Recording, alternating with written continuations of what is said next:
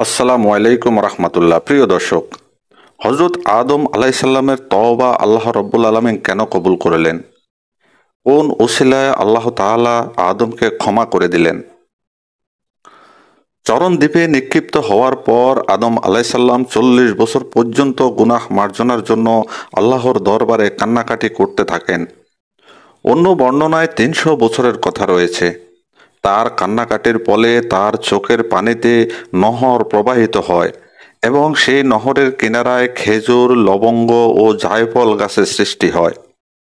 হাওয়া আলাইসাল্লামের চোখের পানি হতে মেহেদি, সুরমা ও সুগন্ধযুক্ত ঘাস সৃষ্টি হয় এবং চোখের পানি যে পোটা নদীতে পড়েছিল তা হতে মারওয়া হ্রদ সৃষ্টি হয়, যেন তা হতে তার কন্যাদের গহনা তৈরি করা যেতে পারে। একদিন হজরত আদম আলাইসাল্লামের নিকট হজরত জিব্রাইল আলাইসাল্লাম এসে উপস্থিত হলেন এবং বললেন, মৃত্যুর পূর্বে হজ করে নেন। মৃত্যুর কথা শুনতেই আদম আলাইসাল্লাম ঘাবড়ে যান এবং হজের সংকল্প গ্রহণ করেন। হজে যাওয়ার পথে যেখানে তার পা পড়েছে সেখানে পরবর্তীকালে গ্রাম ও জনবসতি গড়ে ওঠে।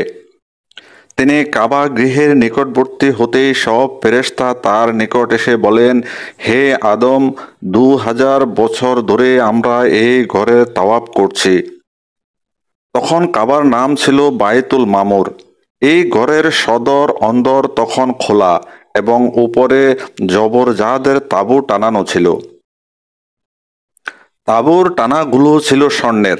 তাঁবুর সেই পেরেকগুলি আজকের দিনে কাবাঘরের খুঁটি এবং হারাম শরীফের অংশ। হারাম শরীফে আশ্রয় গ্রহণকারী প্রাণী শিকার করা হারাম। হজরত আদম আলাইসাল্লাম আরাফাত ময়দানের জাবালে রহমতের উপর বিশ্রাম নেওয়ার উদ্দেশ্যে অবস্থানকালে দেখতে পান হজরত হাওয়া আলাইসাল্লাম জেদ্দার দিক থেকে আরাফাতের ময়দানের দিকে আসছেন। আদম আলাইসাল্লাম উঠে তাকে জড়িয়ে ধরেন এবং সবাই অজোরে কাঁদতে থাকেন। তাদের কান্নাকাটি দেখে আসমানের ফেরেশতারাও কাঁদতে শুরু করেন। এই সময় আদম ও হাওয়া আলাইসাল্লাম আসমানের দিকে তাকান। এই সময় আল্লাহ তাআলা তাদের দৃষ্টি থেকে পর্দা উঠিয়ে দিলেন। তাদের দৃষ্টি আল্লাহর আরশের উপর গিয়ে পড়ে।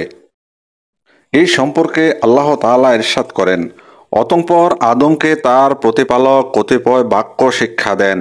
এতে রব তার প্রতি মনোযোগী হন। নিশ্চয়ই তিনি তওবা কবুলকারী ও দয়ালু। এই সময় হজরত আদম আলাইসাল্লাম আরশের গাত্রে কালেমা লা ইলাহা ইল্লাল্লাহু মুহাম্মাদুর রাসূলুল্লাহ লেখা দেখতে পান। তিনি বলেন, হে আমার প্রতিপালক, তোমার নামের সাথে যে নাম সংযুক্ত রয়েছে সেই নামের উসিলায় আমাকে মার্জনা করো। তখন হজরত জিব্রাইল আলাইসাল্লাম এসে আদম আলাইসাল্লামকে বলেন, হে আদম, আল্লাহ তাআলা আপনার প্রতি সালাম প্রেরণ করেছেন। তিনি বলেছেন, যদি আপনি বেহেশতে এই নাম মোহাম্মদ রাসূলুল্লাহ সাল্লাল্লাহু আলাইহি সাল্লামকে উসিলা রূপে গ্রহণ করতেন তবে তিনি আপনাকে পৃথিবীতে পাঠাতেন না। প্রিয় দর্শক, এখানে আমরা বুঝতে পারতেছি যে আল্লাহ রব্বুল আলামিন হুজুরে পাক হজরত মোহাম্মদ সাল্লাল্লাহু আলাইহি সাল্লামের নামের উসিলায় হজরত আদমকে ক্ষমা করে দিয়েছিলেন। তাই আমরা গুনাহগার বান্দা আমাদের প্রিয় রাসূল, প্রিয় নবী হজরত মোহাম্মদ সাল্লাল্লাহু আলাইহি সাল্লামের নামের উসিলায় যদি ক্ষমা প্রার্থনা করি আল্লাহর দরবারে, ইনশাআল্লাহ আল্লাহ রব্বুল আলামিন আমাদেরকে ক্ষমা করে দেবেন। বর্ণিত আছে একদিন হজরত মূসা আলাইসাল্লাম প্রার্থনা করেছিলেন। তার দোয়ার মর্মার্থ হচ্ছে, হে আমার প্রতিপালক, বেহেশতে দেওয়াল আছে কি নেই? আল্লাহ তাআলা ইরশাদ করলেন, বেহেশতে দেওয়াল আছে। মূসা বললেন, হে আমার রব, বেহেশতে দারোয়ান আছে কি নেই? আল্লাহ পাক ইরশাদ করলেন, বেহেশতে দারোয়ানও আছে। অতঃপর মূসা আলাইসাল্লাম বললেন, হে আমার প্রতিপালক, ইবলিস বেহেশতে কিভাবে প্রবেশ করে আদম আলাইসাল্লামকে ধোঁকা দিয়েছে? আল্লাহ পাক ইরশাদ করলেন, হে মূসা, এটা আমার সিদ্ধান্তে নির্ধারিত বিষয়। এই ব্যাপারে জিজ্ঞাসা করো না, এইরূপ আমার ইচ্ছা ছিল।